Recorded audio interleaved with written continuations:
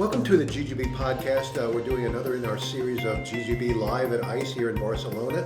And my guest today is Simon Thomas, the owner of the Hippodrome in London, one of my favorite places in the whole city and one of my favorite casinos in the whole world, as a matter of fact.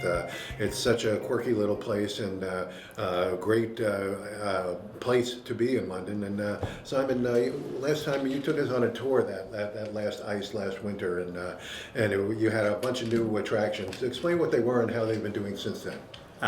Thank you. I think I'll have you in my marketing department. So thank you for that plug. We are always moving around the place. It's so big, and you say it's little. By British standards, it's huge. It's 80,000 Right. square feet.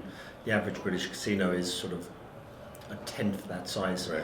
And we actually have 11% of the UK casino market in one building. Yeah. Out of 120 casinos, to give just a sense of scale.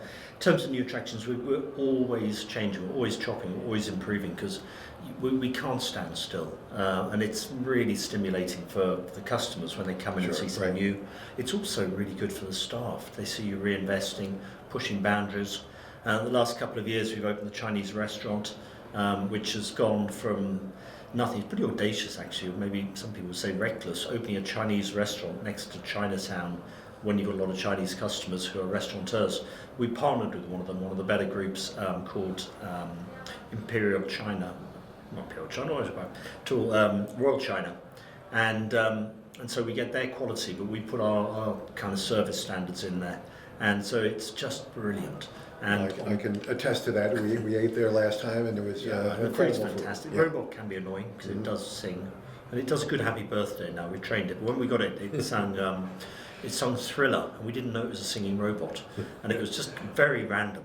But on TripAdvisor, there are now 121,500 restaurants in London, and it's number 37, Yeah.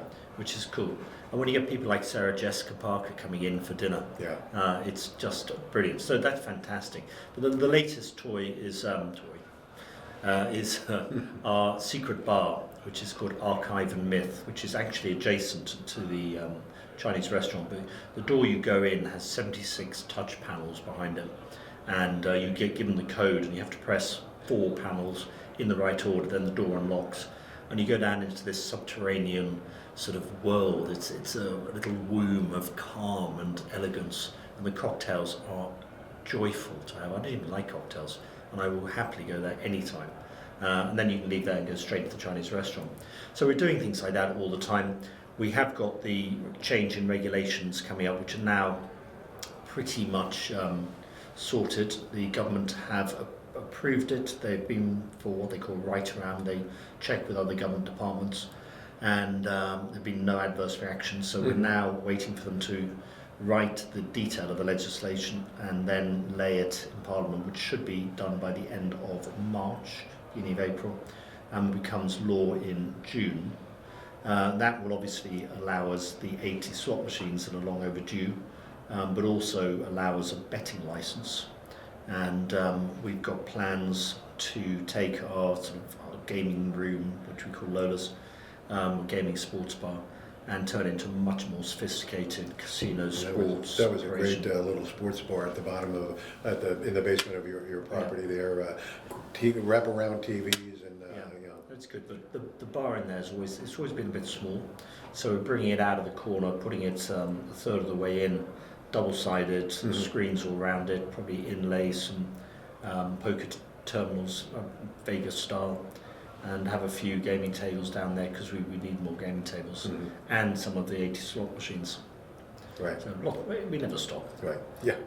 I also enjoyed the smoking lounge you have on the top of the property. You can nice views up there, and in the summertime it must be beautiful. It is stunning. Because I don't know. You go into some rooftop bars, they're too high, and you don't get a sense of where you are.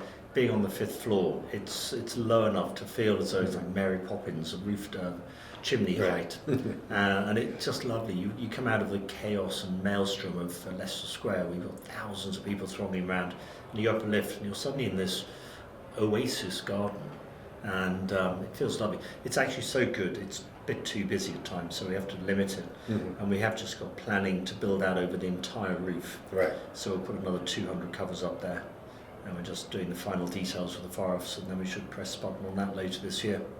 So yeah, even things happening up there as well. And again, your theater is very intimate. Magic Mike is still performing? It is a phenomenon. When we agreed to do Magic Mike, we were excited, but we also had some reservations, because you put a show like Magic Mike, which is high energy and predominantly female audience, in a relatively calmer casino with a predominantly male audience.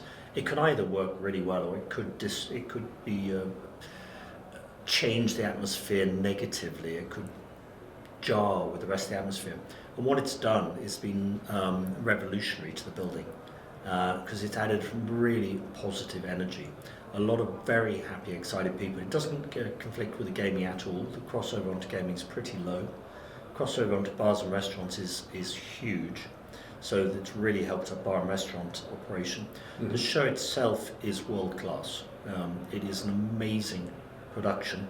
There was $6 or $7 million spent on the theatre, and the production quality is it's incomparable to anything else. It's been running now for just over 6 years. It is still full. Had 700,000 people see it, and 10 shows a week, coming up to 2,500 shows, and it's still selling out. So there's an awful lot to like about it.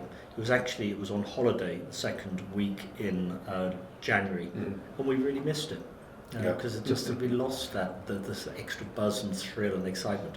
And the other thing which we hadn't really anticipated was the amount of PR we get out of it is off the chart. We're in the mainstream press all the time. We're on television frequently.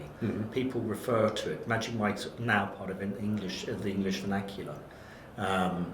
We, like many casinos, struggle with social media because it's really hard to make people excited on TikTok or Instagram or whatever about casino gambling. But actually, Magic Mike Live at the Hippodrome, 3.1 million followers. I don't know if there's any other social media account for casino that's anywhere near that.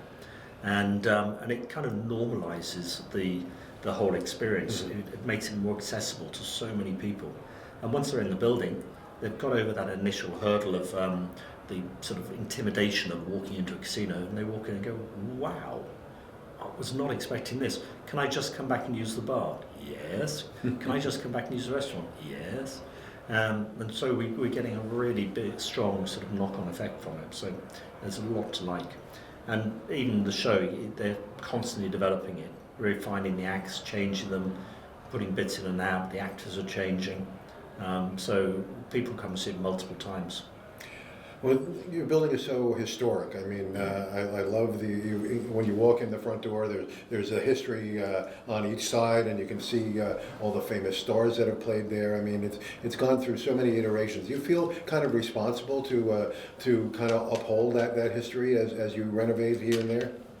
Yeah, I'm just checking my watch, because it opened 125 years and 1 week ago. We had our 125th birthday last week. And Lucy Gosling, who wrote the Hippodrome book, came and did a presentation on the history.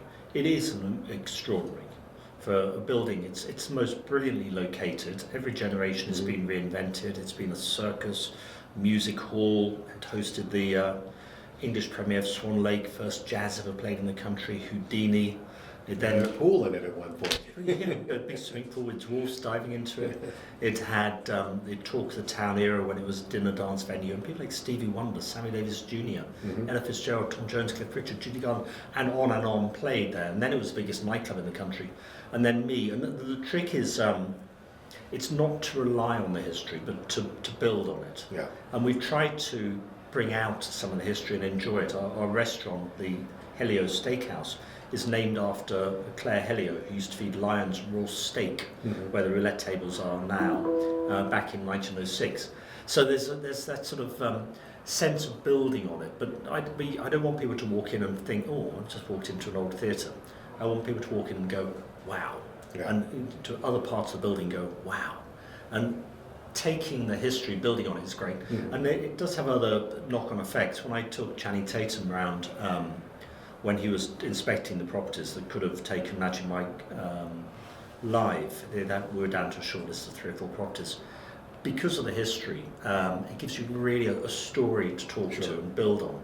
And when Prince wanted to play in the Hippodrome, because of its history, we were able to bring sort of modern day through the history and then look forward. But we've got to sort of enjoy the heritage, respect the fact that we have been allowed to take on one of London's most iconic buildings, but then build on it so that it can entertain people for generations to come. Right. And you've expanded as well by buying adjacent buildings. Yeah, the whole island site, when you look at it from the outside, looks like one big square block, but actually the theatre part of it was about 2/3 of it, and it was inset within the island. And then the building on the front was called Cranbourne Mansions, and that was the shop units down the front with offices above and Victorian gentlemen's flats, and then there was a light well separating that from the theatre.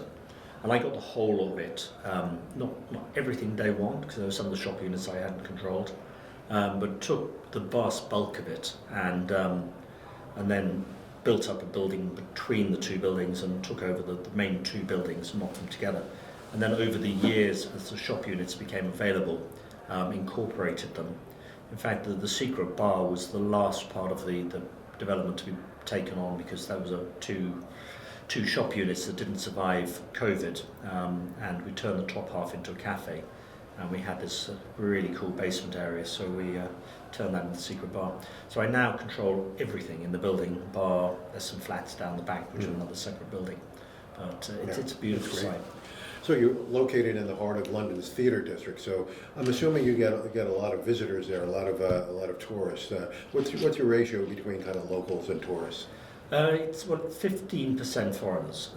The challenge on that is we're open door, so we can't really nail everybody down, because London's incredibly international.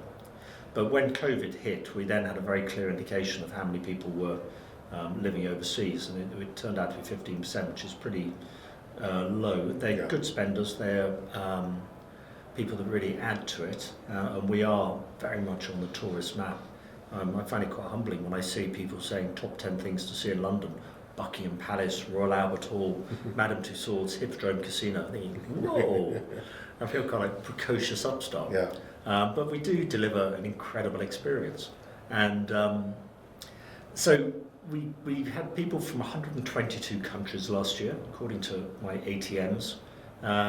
Some of them didn't visit very often, some of the very far-flung ones, but we really welcome tourists. And the change in legislation a few years ago, that you don't have to be a member before you can walk in, was fundamental. It was actually fundamental in the decision to take on the building, but it's also brilliant when you have tourists that can walk in and enjoy the place.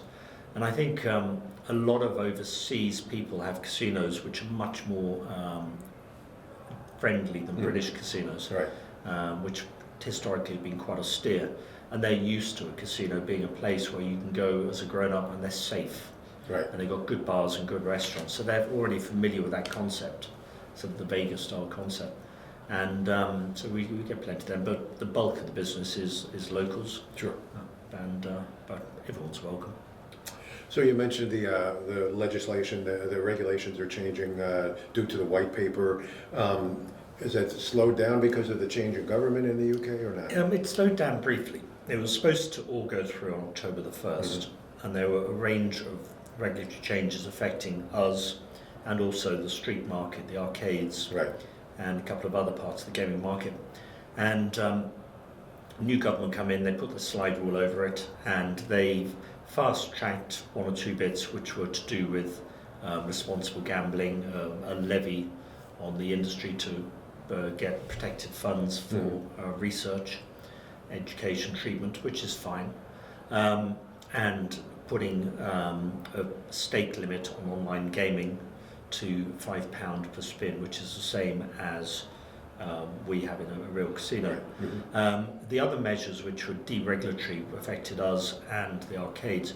They've separated them out now. They've approved the casino side, which is better from our point of view because it de-risks it slightly, and it means they can put their full focus on writing what's called a statutory instrument.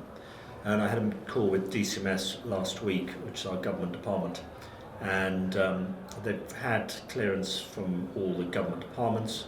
They're now writing the actual regulations and expect to lay them, as it's called, before the House at the end of March, beginning of April. They don't see any hurdles to that, and then it will become law, meaning we can actually have boxes on the floor in late June. That is the timetable that they're working to, and that's when to start ordering machines around that. And it's going to be great because I get criticism about two things predominantly on social media. One, my doormen, who are apparently they're racist and sexist and homophobic, and the complaints normally go when someone's been turned away for being drunk. Doorman wouldn't let me in, they were rude. Is it because I'm black, white, yellow, gay or whatever? I'd only had a few pints. No, it's really simple. You drink too much to drink, simple as that. Anyway, that I don't mind, but when people complain, call yourself a casino, why don't you put more machines in? I'd love to, it's the law. Right. And I've got unhappy customers because they're having to queue to play a product that they want to play in an environment that's designed for that sort of product. Sure. I'm not able to satisfy customer demand, I'm not able to keep people happy. When people are on the machines, they are frightened of leaving them because they can't get back on, which isn't good on many respects. Sure. And so the change will come through, should be through by the end of June. It'll unlock about $250 million investment into British casinos, because it's accompanied with some requirements that to get more machines, you've got to have more non-gaming space, more bars, more restaurants. Some casinos, like mine, we've got plenty of that already. Other casinos will have to expand, will have to invest. And I think it'll be brilliant for the whole industry to see this raft of investment coming in and turn more casinos into the sort of the Hippodrome style. And when you look what's happening in the world, town centres with e-commerce and the shift for, I don't like shopping, I buy on Amazon, my banking I do online. High streets have become derelict in places, and they're being filled by sort of the fun economy, the play zones, the dark rooms, the escape rooms, the competitive socialising. And I think casinos have the ability to be almost an anchor tenant in that, as a big, secure space that's open long hours, supporting that whole ecosystem. So it's a really positive move. Okay. So you were active in the online gaming market. I remember going in there a few years ago. You had a roulette game that was being broadcast online. Are you still doing that? Yeah, we're not. There is a Hippodrome online gaming site, but it's run by Betway. It's a brand licensing arrangement, because I'm really good at doing what I do, which is create incredible experiences for people in a land-based casino. The art of doing online gaming is something that I don't know, and there are people that do it much better than me, so I'll leave them to it. But I do have a great asset in the Hippodrome, and people like the idea of playing on a Hippodrome table. Right. So we work with Evolution and have live dealer games where you can actually play on a real casino. Hippodrome floor. Yeah. Right. So you're playing on a real casino table, and you've got that feeling of probity, because you can see that it's there, and you can also go and play the real table. Yeah. And I think there's a lot of mystique about online and offline. They are quite different products. Right. One is transactional, one is experiential. But there are some advantages both ways. Online giving offline credibility, online training people, so then actually reducing the intimidation in going to a real casino. When you've learned to play blackjack or learned to play roulette online, it's not such a big hurdle to play it offline. Right, yeah. And there's things like that. And we have great stuff with Poker Stars, which is our poker partner, where they have online tournaments that finish in offline finals. Right. And things like that. So there's quite some good ways to work together. So with the maximum bet of £5 now being insisted upon by the government online, and I understand there's some new licensing issues that the online casinos must have. They have to be completely licensed. Doesn't that kind of lean you into the law of unintended consequences, where more illegal gaming would happen at that point? There's a risk, definitely. I was looking at some figures by YieldSec yesterday, and they estimate that around 70% of gaming in Europe is illegal, unlicensed, untaxed, unregulated, and that's not good. And I think countries are waking up to the fact that there's a huge amount of lost revenue, and that has been the trigger to make them start taking it a bit more seriously. We've always said if somebody's gaming online, they have got none of the safety measures that we put in, the money laundering regulation, the probity, the safer gambling measures, and for a lot of people they don't care, and it's more convenient to play online, and if they play on a legal site they've got advantages. They don't have all this hassle, and they don't have checks on your where your money's coming from, stuff like that. But these online firms, beside the fact they're not contributing to society, they are creating problems, the illegal ones. And so finally there is a move to start really tackling it, and I've noticed a change in attitude in the regulators, and it seems to be going worldwide, to start dealing with it. And it's not just sort of shut a website down. They're very clever. They've got 300 or 400 mirror sites for each site. They've got systems where it's dynamically changing the website URLs, so there's never actually ever a casino. It's moving around. You can't do the whack-a-mole on it. But if the regulator gets serious about it, and if the industry gets serious about it, we can certainly make a big impact on it. And we have to address it by attacking every part of the ecosystem.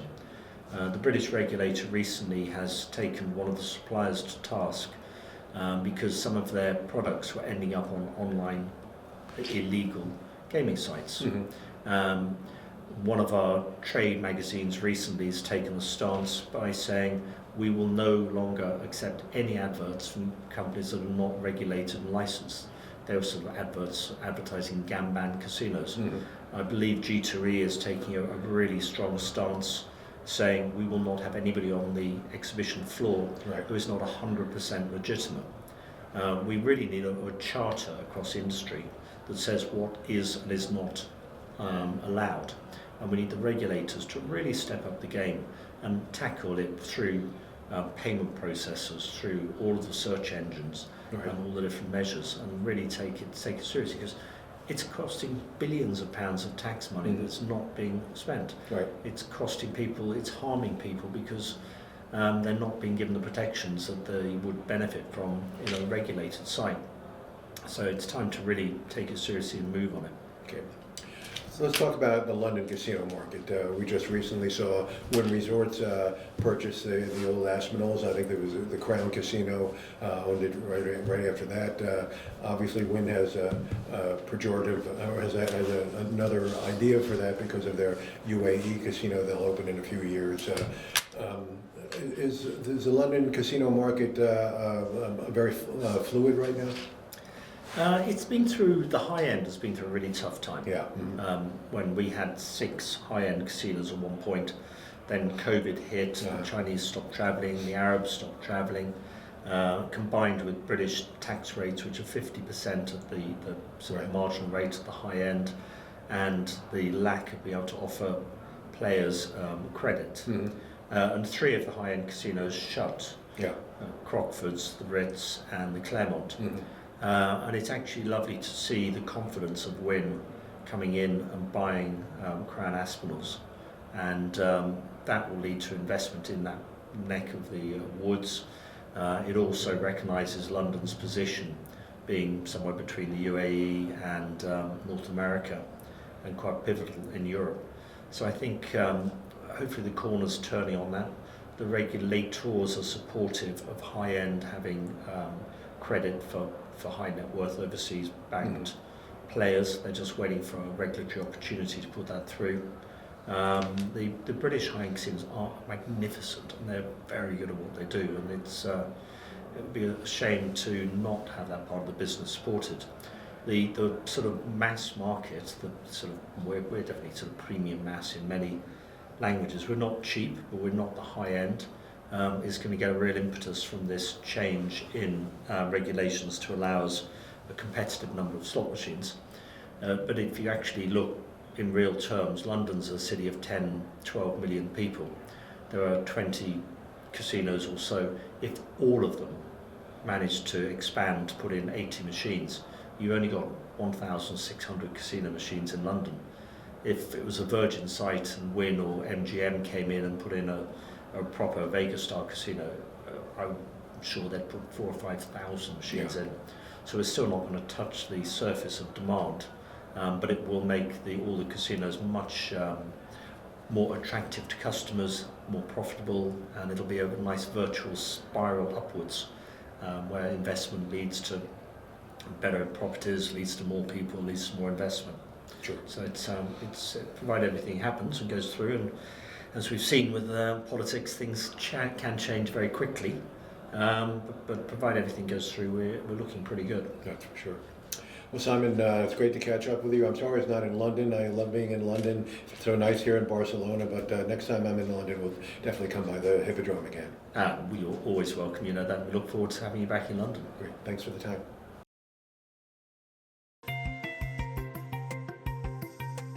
To read more about the topic presented in this week's podcast, visit ggbmagazine.com. To subscribe to GGB's executive summary, go to ggbnews.com and sign up. Don't miss any edition of the GGB podcast. Subscribe on Spotify, Amazon, or Apple Podcasts today. So we'll see you next time on the GGB podcast.